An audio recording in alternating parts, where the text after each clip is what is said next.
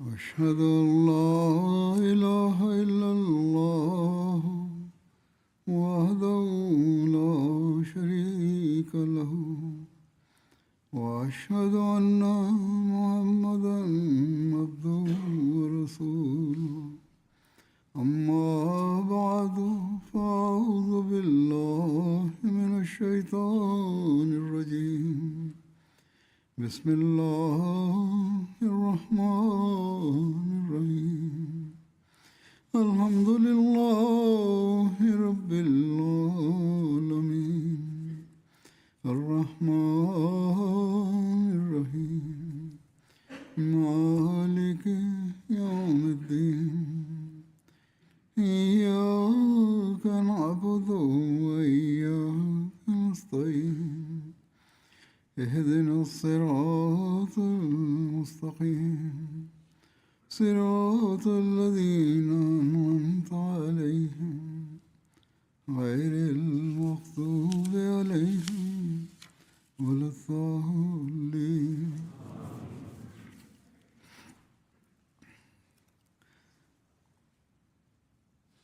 حضرت صلی اللہ علیہ وسلم Добротата и щедростта на светия пророк саллалаху алейхи васелям. Ще продължа да представя събития относно неговата щедрост на светия пророк саллалаху алейхи васелям.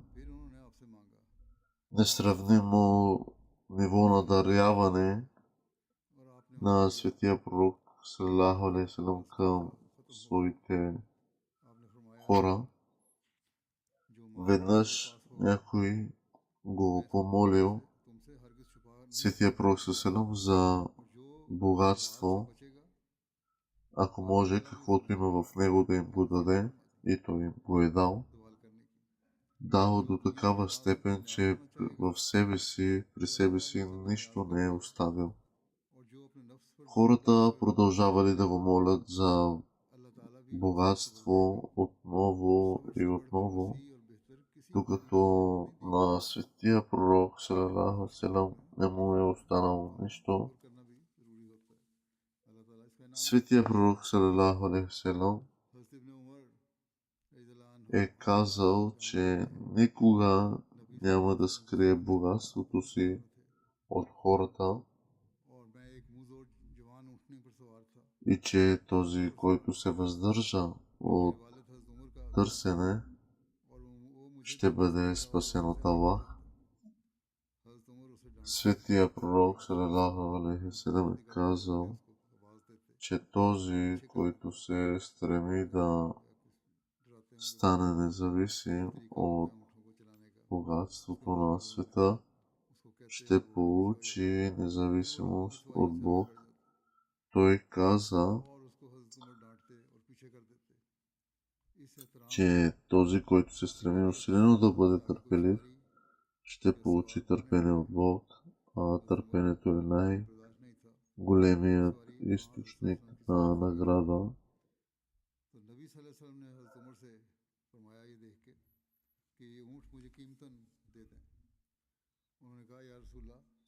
Веднъж по време на пътуване, Хазрат Абдулlah бин Умар, разделянето син на Хазрат Умар, разделянето имал много силна камила, която изпреварила всички останали камили. Обаче, когато камилата на Хазрат Абдулlah разделянето изпреварвала всички останали, Хазрат Умар разделянето го смогрел и го предупреждавал да не върви пред останалите. И в действителност Хазрат Умар не обичал никой да върви пред светия пророк саллалаху алейхи васелям. Хазрат Джабир бин Абдулlah разказва, че е бил в една битка с него.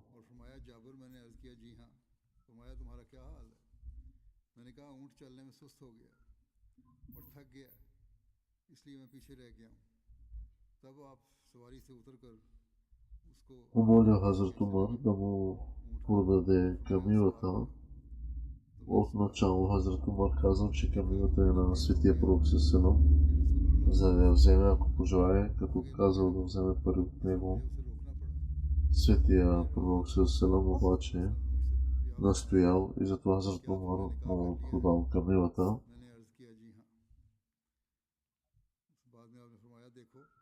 След като взел камилата, светия пророк салалаху алейхи ва салям я подарил на Хазрат Абдулла бин Умар, казвайки, че сега камилата е негова и той може да прави с нея и да я язди както си поиска. По този начин светия пророк не само щедро дал подарък по красив начин, но изпратил и послание, че това не е нищо друго, освен един светски въпрос и няма нищо лошо, ако камилата изпревари останалите, дори и неговата собствена. И сега дори и камилата да продължи напред, хората поне щяха да кажат, че камилата е подарена от светия пророк Селам, е тази, която върви напред.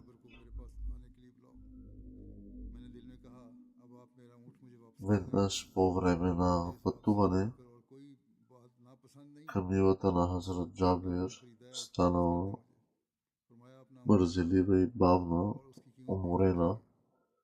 След това светия пророк салалаху алейхи ва салям слязал от коня си, дръпнал камилата за юздите и казал да продължи напред, след което камилата започнала да се движи бързо. Светия пророк салалаху попитал Хазрат Джабир дали е женен, на което той отговорил, че е женен и затова светия пророк го посъветвал да бъде мил в дома си. Тогава светия пророк поискал да купи камилата и затова Хазрат Джабир му я продал. Когато Хазрат Джабир се е върнал, светия пророк наредил на Хазрат Джабир да му бъде дадена сумата, за която е продал камилата. Тогава светия пророк повикал Хазрат Джабир и му казал, че не само може да задържи сумата, за която е продадена камилата, но и Хазрат Джабир може да задържи камилата.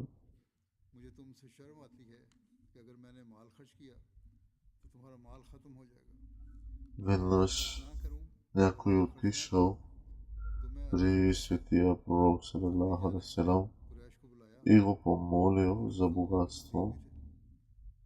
Светия пророк казал, че по това време нямал какво да даде. Въпреки това той посъветвал мъжа да отиде и да си купи каквото пожелае, използвайки името на светия пророк салалаху алейхи ва салям. И след това, когато светия пророк салалаху алейхи ва салям получил богатство, той да плати за нещата, които е купил. Хазрат Умар е казал на светия пророк, че вече е дал богатство на този човек и казал, че не е отговорен за това, че му е дал богатство, което той дори още не притежава. Светия пророк не е харесал този коментар и един мъж от ансарите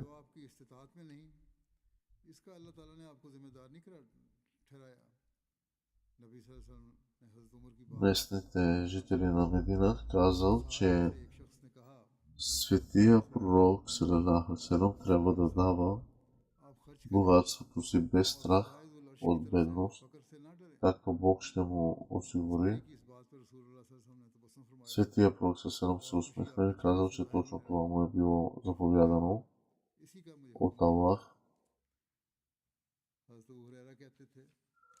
Но това е отговорил Светия Пророк Сасалам, че на мен това ми е заповядано с усмивка. Загрижеността и моралното възпитание на народа. Светия Пророк Сасалам не само е бил щедър, но и състрадателен и едновременно с това се е грижил за моралното възпитание на хората. Веднъж един бедуин помолил Светия Пророк Сасалам да осигури богатство за неговите нужди и може би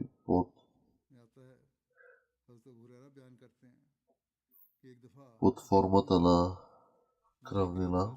Светия Пророк Сасалам му дал известно богатство. Светия Пророк Сасалам попитал бедуина дали е бил добър с него, на което бедуинът отговорил, че не е.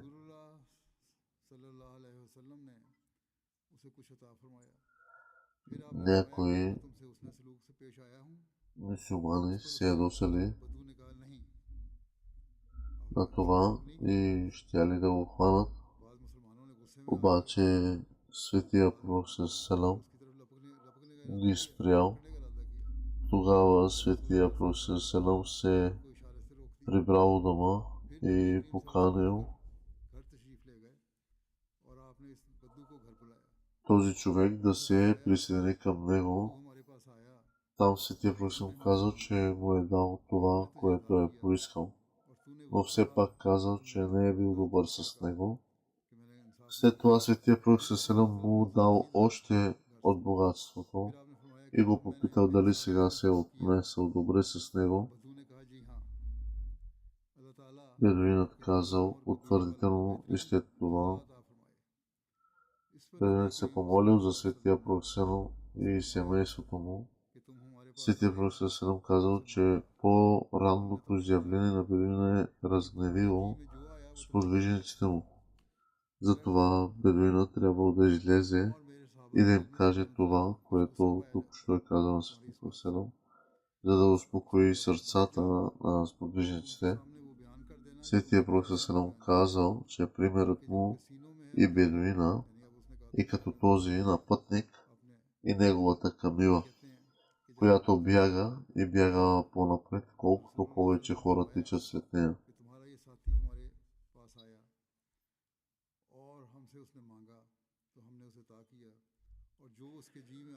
След това собственикът на камилата казал на всички да го оставят, защото е по-добър към нея и я познава добре. След това собственикът на камилата взел малко трева в ръка и се приближил до камилата. Светия Пророк Сасалам казал, че ако беше позволил на сподвижниците си да хванат бедуина, щеше да влезе в ада. Обаче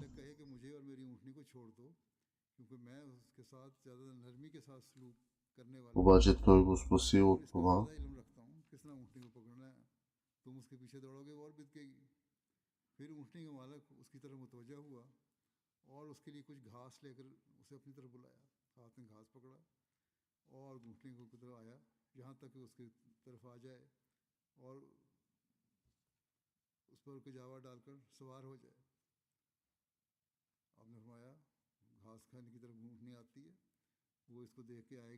Светия Пророк Сасалам е казал,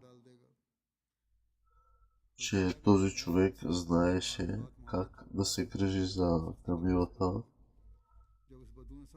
и Светия Пророк Сасалам казал, че ако бих ви послушал да съм строг към него, то той щеше да влезе в ада.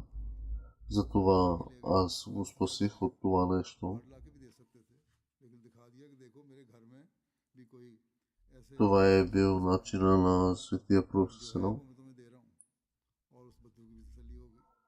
След като е направил това, че го е поканил вкъщи у дома си и му показал, че виж, аз нямам нищо друго, освен това, което ти давам, и друго и да потърсиш, след като го нямам, как да ти го дам. Това беше един велик пример на светия пророк Сеселам.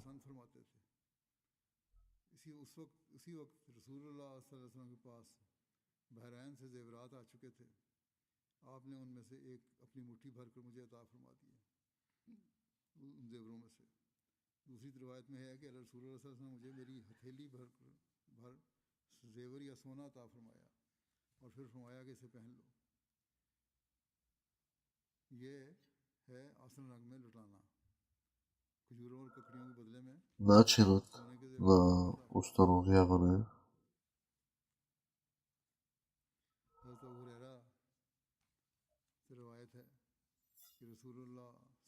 Хазрат Абу Хурейра споменава, че светия пророк Селам, когато се е представяло някакво погребение, когато е имало някакво погребение на някой човек, който е имал дългове, светия пророк Селам го питал хората около него дали е оставил някакво богатство, за да ги изплатят дълговете след това. Ако е оставил, светия пророк Селам е отслужвал погребалната молитва. Ако не е, светия пророк Селам не е отслужвал. След като Аллах е дал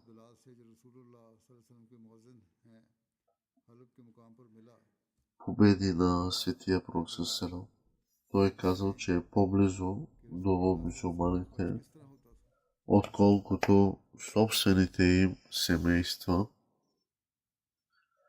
за тяхното изплащане. Ако този човек е оставил богатство, той ще отиде при неговите наследници.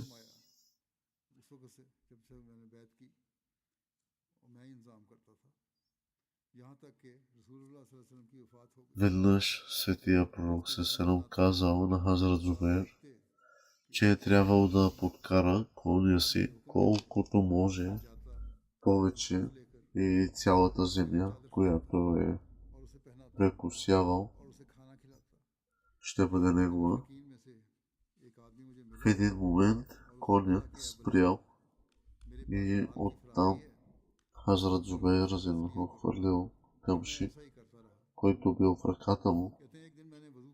Светия пророк Селам наредил на Хазрат Зубейр разедно да му бъде дадена земя, чак до мястото, където е паднал камшикът му. В битката при Табук светия пророк Селам се е здобил с красив кон, чието глас особено харесвал. И един мъж се е приближил до светия пророк Селам и го помолил за коня, който светия пророк Селам му дал.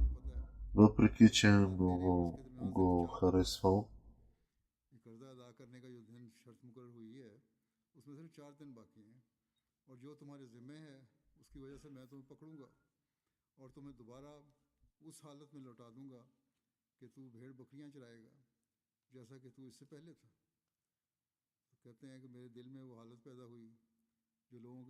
веднъж установяването на връзки с вождове, след като получил спечеленото от войната при Хунейн, светия пророк Селам първо я раздал, за да установи връзки с определени хора и видни хора. Когато Абу Суфиян видял купчина богатство пред светия пророк Селам, той казал, че светия пророк Селам е станал най-богатият човек в Арабия, При това Светия Пророк се усмихнал и дал на Абу Суфиян голямо богатство. След това Абу Суфиян помолил Светия Пророк да даде богатство и на синовете си, което Светия Пророк направил щедро. След това Абу Суфиян казал, че Светия Пророк е бил изключително мил. Той казал, че се е сражавал със Светия Пророк и че Светия Пророк е бил отличен в военното дело. След това сключил мир с Светия Пророк и казал, че Светия Пророк е бил отличен и в сключването на мир. Начинът, по който са били разпределени тези спечелени неща от битките, от войните при Хунейн, отговаря на твърдението, че мюсюлманите са предприели тези битки с цел придобиване на богатство. Ако това беше вярно, тогава защо тези спечелени неща от битката при Хунейн не са се разпределяли веднага при мюсюлманите, а първите хора, които получили от дял от тези неща, обаче не били мюсюлмани, а вождове и водачи, за да изградят връзки с тях. Тогава Светия Пророк не задържал нищо за себе си и сравнително дал много малко на сподвижниците си.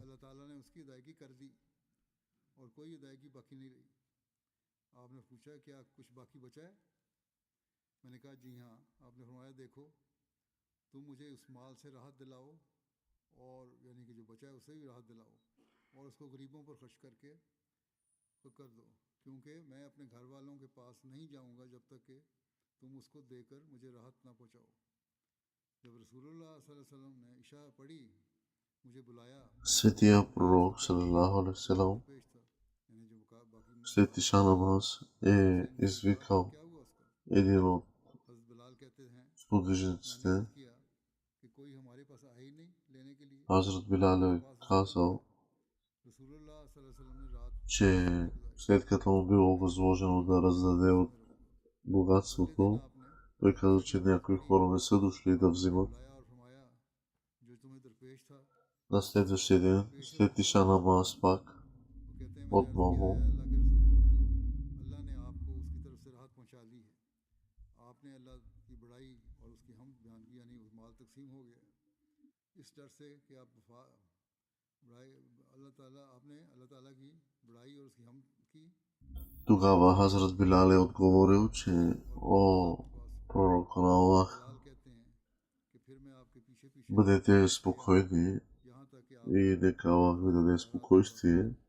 Всичко се раздаде както поискахте и хората дойдоха и взеха. हज़रत तुम्हें सुम्बुला बयान करती हैं कि मैं Така Светия Пророк Селам е отишъл и където е तो नबी трябвало да отпочине през нощта, से इनकार करते е отишъл.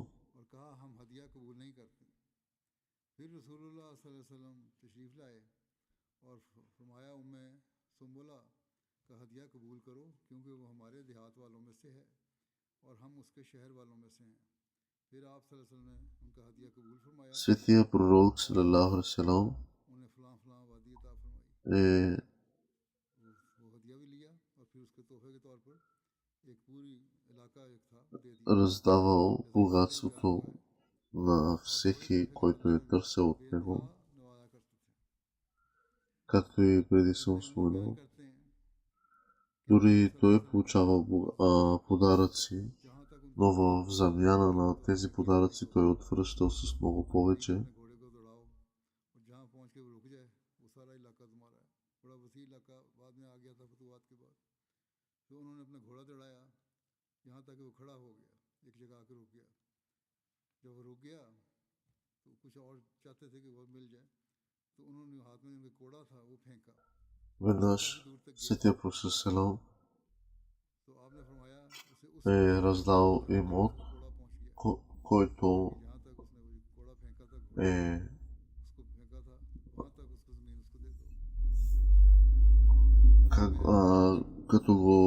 като е видял на този човек, който е търсил част от имота, е дал толкова, колкото конят му обикалял около този имот.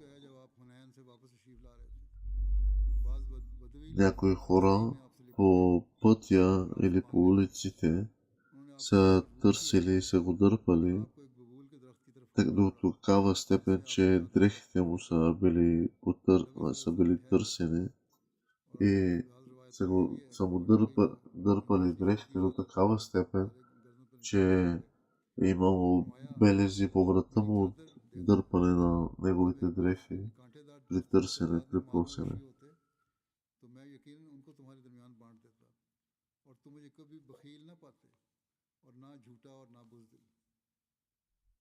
Хазрат Муслим разказва относно това събитие.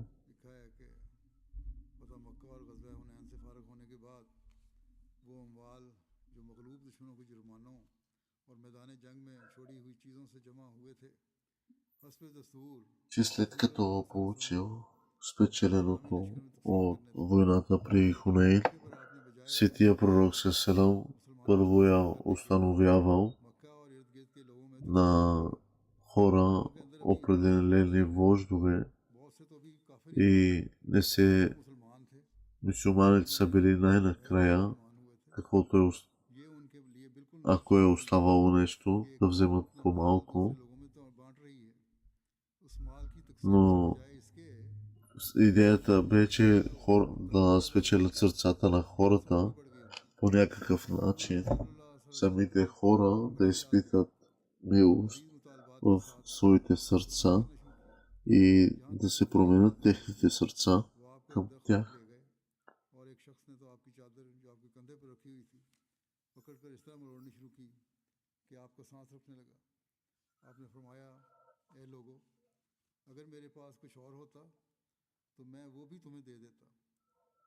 Светия Пророк Селам е казал, че о хора,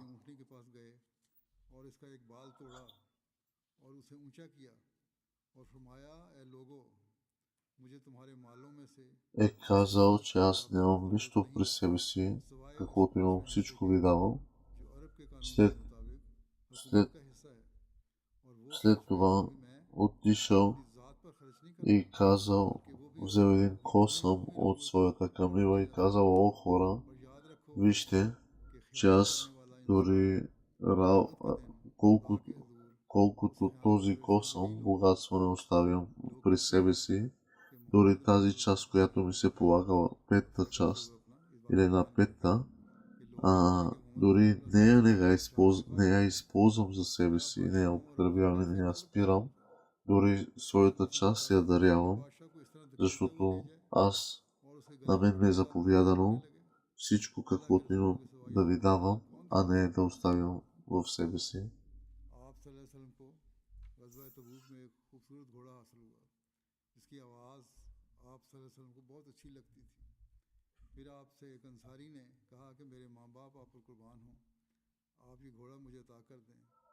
Един кон, който Светия Пророк много харесал и неговия глас, но един ден от ансарите отишъл при Светия Пророк и му казал, о пророк на Аллах, може ли да взема този кон? Светия Пророк отговорил, вземи го, вече е твой.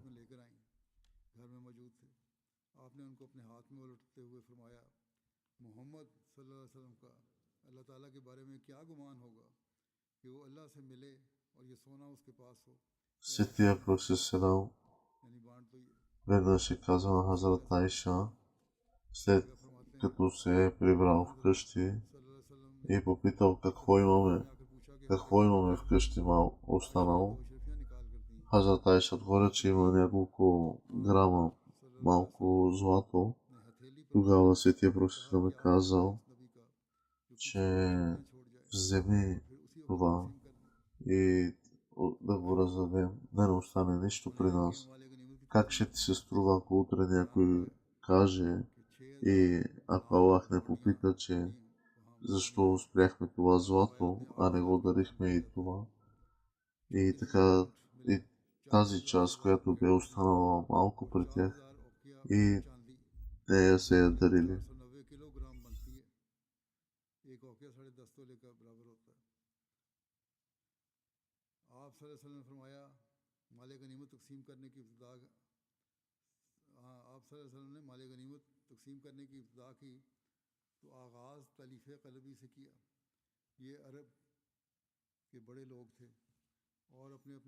Тези вождове са имали голямо въздействие и сила над своите хора. Затова светия пророк Селам бе решил, че трябва да се раздаде част от богатство на такива хора, за да отношенията им да бъдат по-добър вид и да нямат проблеми, както и сърцата им да се променят на тези хора към ислама. Така светия пророк Селам е дал на 100 камили на Абу Суфиян. Тогава Абу Суфиян е казал, че дай и на моите синове. Тогава светия пророк Селам взел и дал и на неговите синове още 100 камили.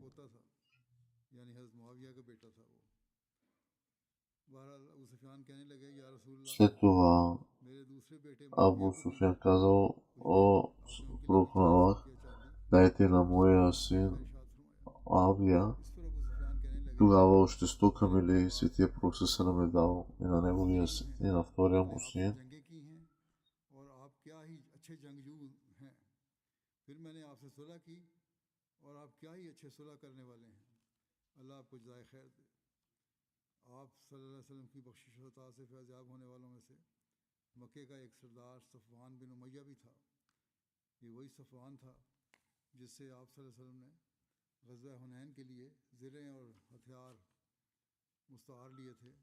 Абу Суфиян е казал след това, че относно светия пророк Селам, че е изключително мил и се е сражавал с светия пророк Селам и че светия пророк Селам е бил отличен в военните си дела и че е сключил мир с светия пророк Селам и е бил един от най-добрите в сключването на мир. Начинът, по който са били разпределени тези богатства и битката при Хунейн отговарят на твърдението, че мюсюлманите са предприели тези битки с цел придобиване на плячка на спечелено богатство от битките. Ако това беше вярно, тогава защото тези печалби, спечеления, не са раздадени незабавно измежду мюсюлманите, а са били раздавани първо на външните хора.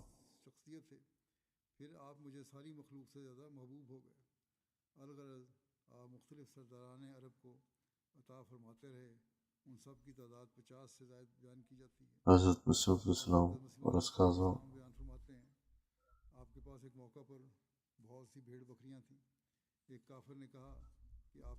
светия пророк Селам веднъж имал едно голямо стадо от животни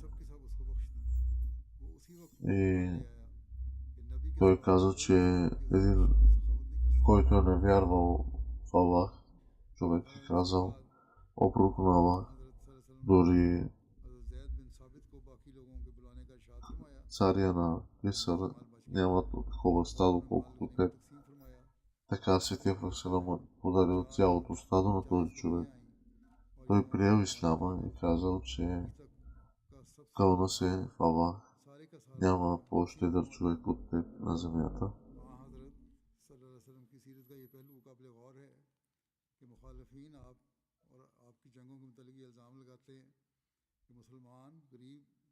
और मालो दौलत से महरूम थे, इसलिए जंगें शुरू की गईं।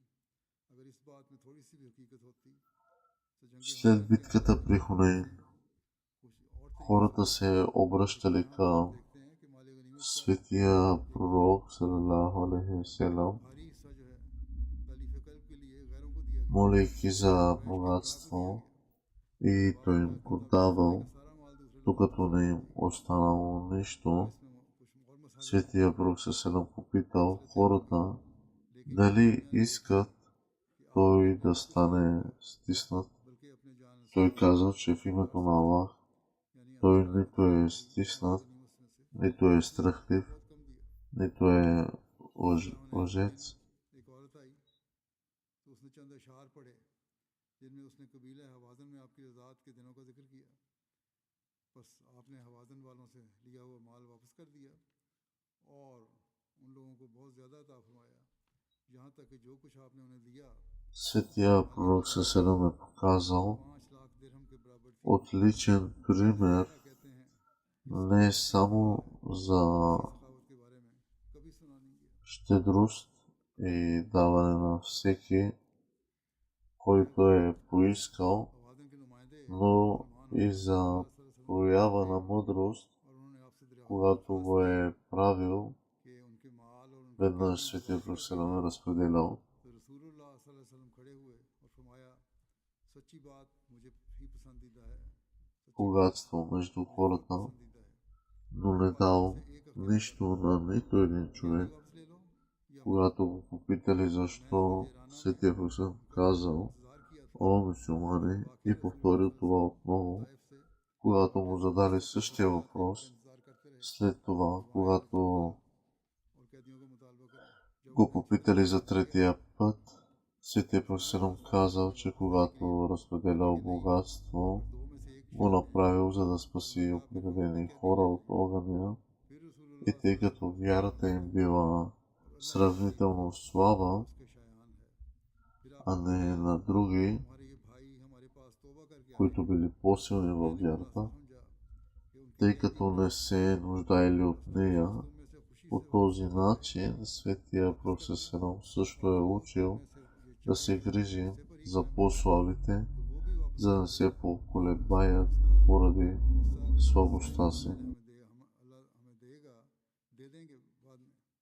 लोगों ने कहा रसूलुल्लाह सल्लल्लाहु अलैहि वसल्लम की खातिर हमने अपनी खुशी से ये कैदी यूं ही दे दिए, हमें कोई इससे की ज़रूरत नहीं। रसूलुल्लाह सल्लल्लाहु अलैहि वसल्लम ने फरमाया, हमें पता नहीं कि तुम में से किसने इसकी इजाज़त दी है और किसने नहीं दी। तुम लौट जाओ और तुम्हारे सरदार तुम्हारा फैसला हमारे सामने पेश करें। Светия пророк वो Салам चले गए।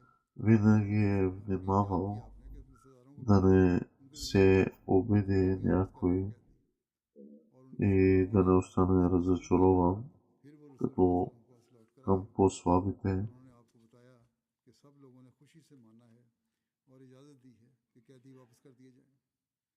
और यूं रसूलुल्लाह सल्लल्लाहु अलैहि वसल्लम ने बगैर किसी मुआवजे के हवाज़न की कैदी आज़ाद कर दी। Мъдростта, उन्हें सिर्फ когато आज़ादी ही नहीं е किया, आज़ाद давал ही на नहीं किया другите, बल्कि उन्हें नए कपड़े भी अता е किए। показвал हदीस отличен बुखारी की है, пример आप सल्लल्लाहु अलैहि वसल्लम ने एक सहाबी не को само за अपने щедрост मक्के भेजा и даване на और उनसे अर्ज़ всеки, फरमाया, който ला поиска, तस्तवी но и за проява अल हुर्र на वल мъдрост, अब्दा कासिबा когато го е जासिया, правил.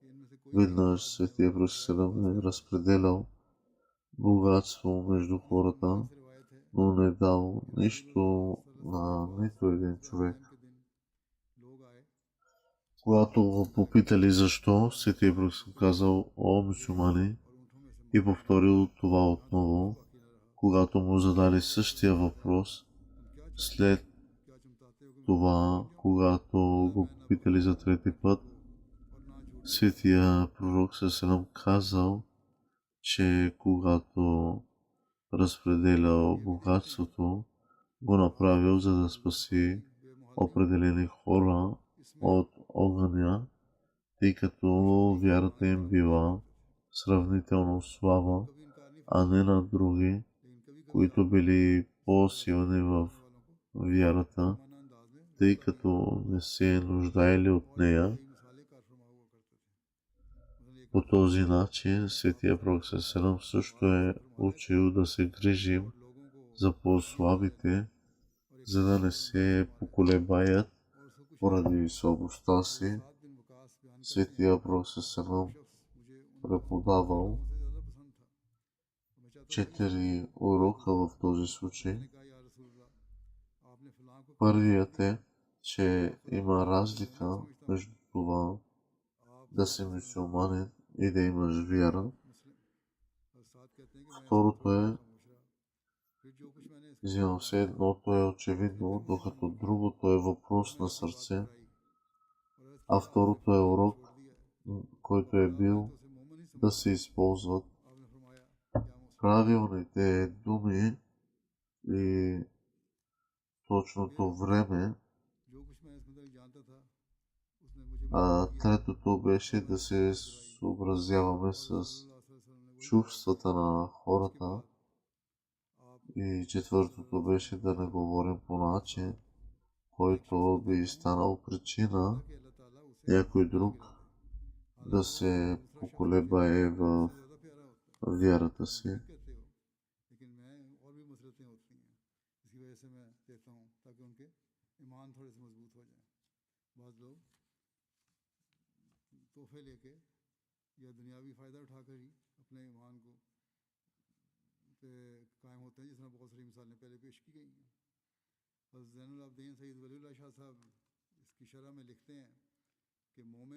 Имам Бухари,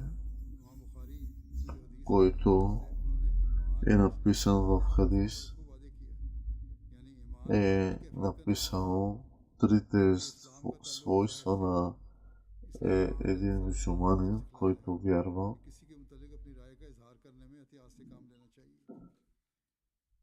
Наистина, вътрешното знание е от Аллах. Светия Пророк Салам е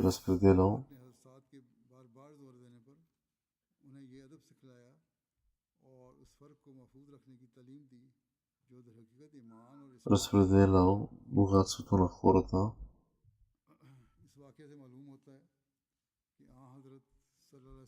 След като е пазил и внимавал с по-слабите хора, за да не би да бъдат по някакъв начин наранени и след това да се отдалечат от своята вяра. Дори до такава степен се е грижил за хората.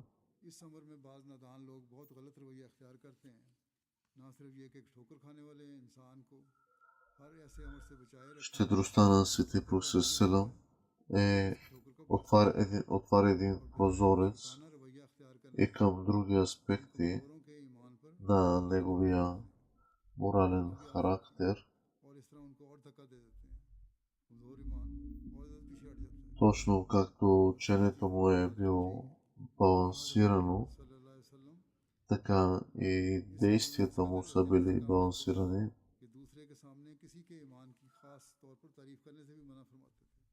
Не само човек да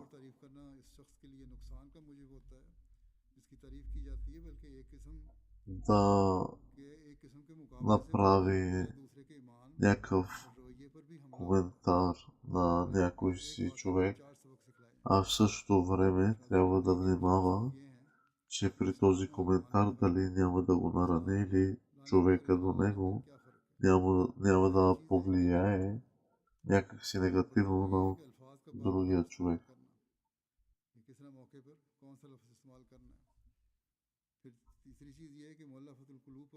Светия Пророк съм казал, че когато трябва да се разпределя богатство, го е направил, за да спаси определени хора от огъня, тъй като вярата им е била сравнително слаба, а не като на другите, които били по-силни във вярата, тъй като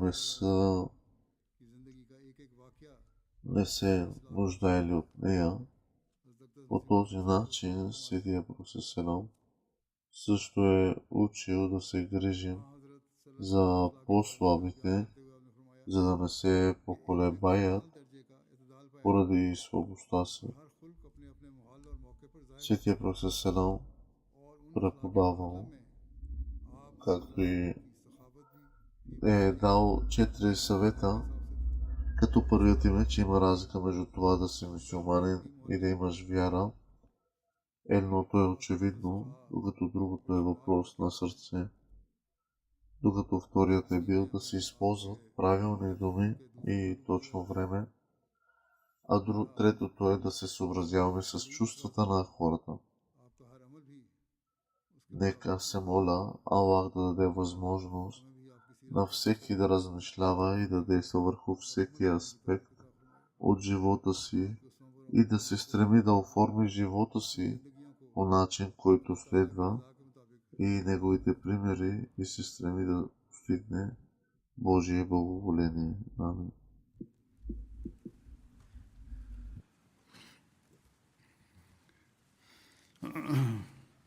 الحمد